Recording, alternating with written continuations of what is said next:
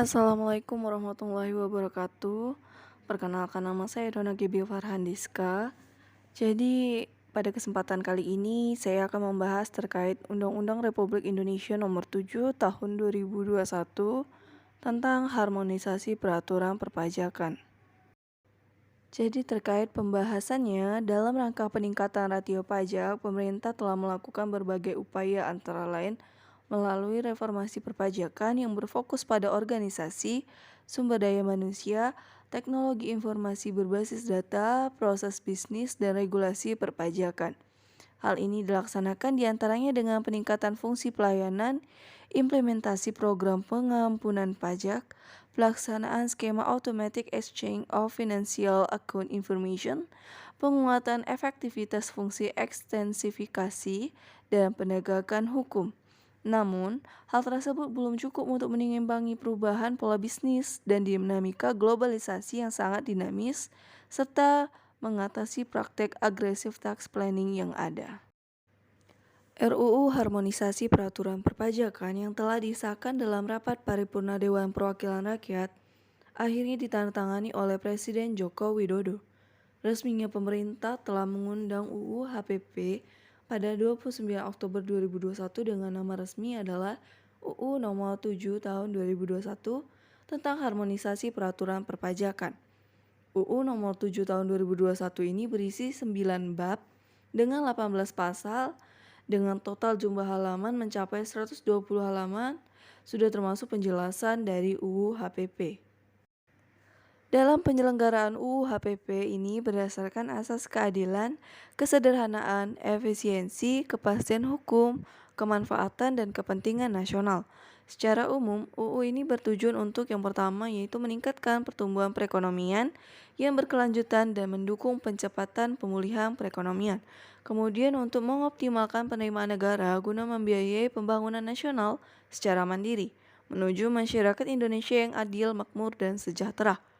Kemudian untuk mewujudkan sistem perpajakan yang lebih berkeadilan dan berkepastian hukum. Kemudian untuk melaksanakan reformasi administrasi, kebijakan perpajakan yang konsolidatif, dan perluasan basis perpajakan. Kemudian yang terakhir yaitu meningkatkan kepatuhan sukarela wajib pajak.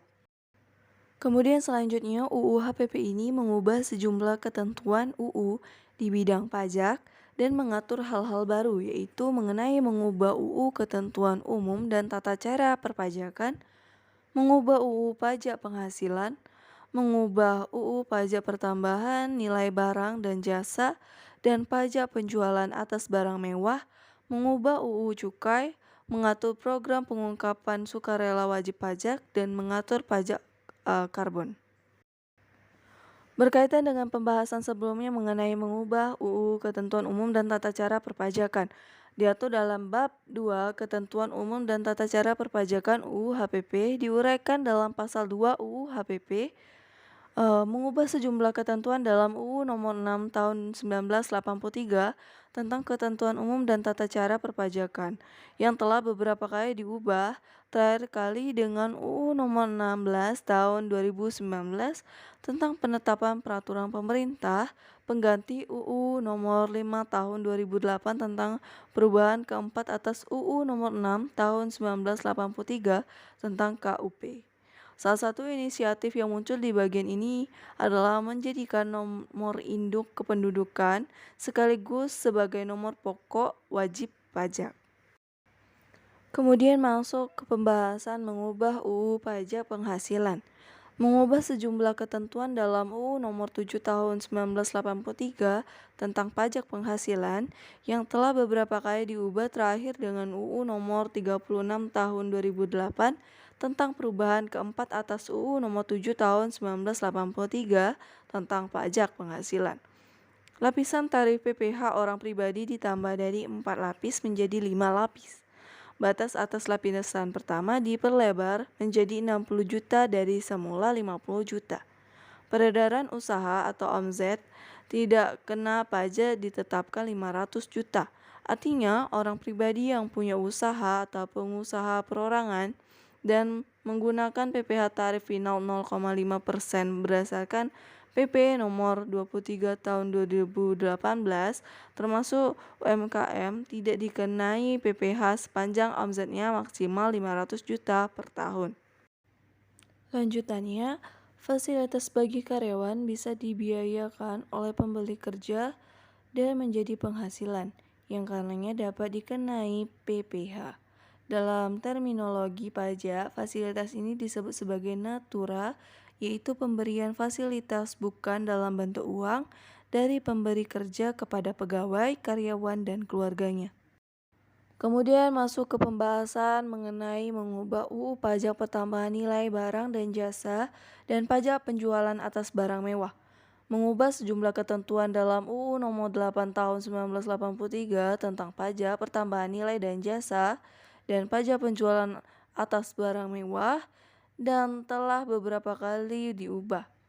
Terakhir dengan UU Nomor 42 Tahun 2009 tentang perubahan ketiga atas UU Nomor 8 Tahun 1983 tentang PPN dan PPNBM.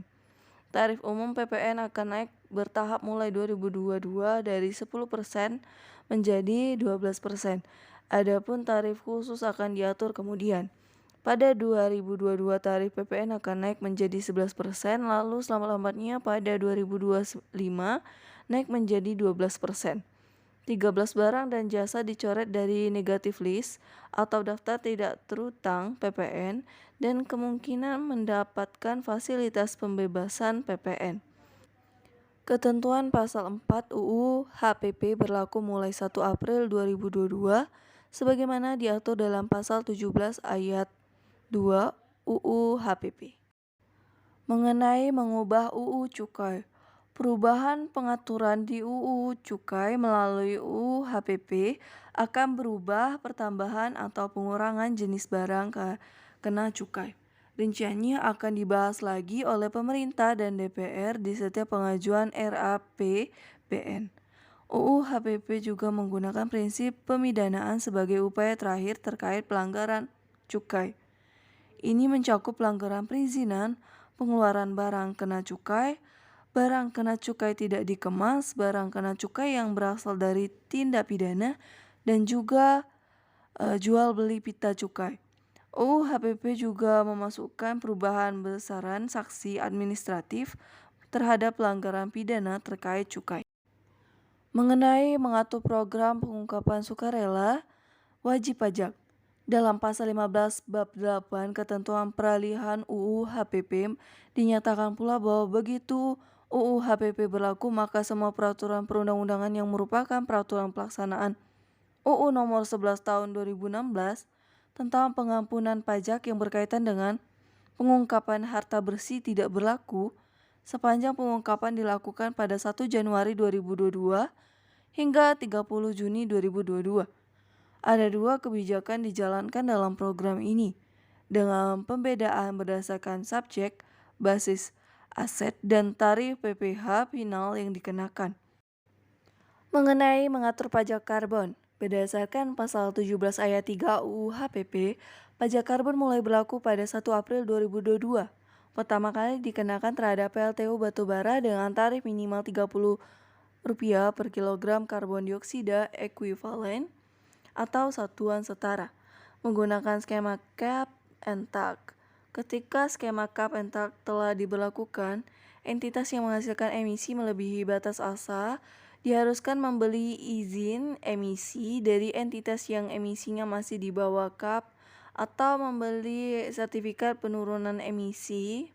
Dalam hal entitas itu tak bisa membeli SIE atau SPE atas kelebihan emisinya. Sisa emisi itu akan dikenakan pajak karbon.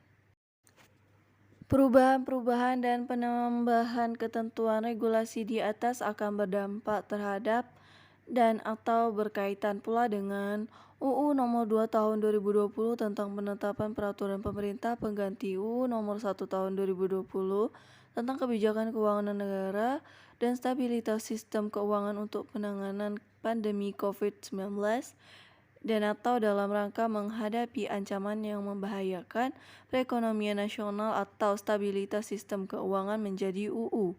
kemudian UU nomor 11 tahun 2020 tentang Cipta Kerja, dan UU nomor 11 tahun 2016 tentang pengampunan pajak. Nah, terima kasih. Sekian yang dapat saya sampaikan. Bila terdapat kesalahan kata, saya mohon ampun. Wassalamualaikum warahmatullahi wabarakatuh.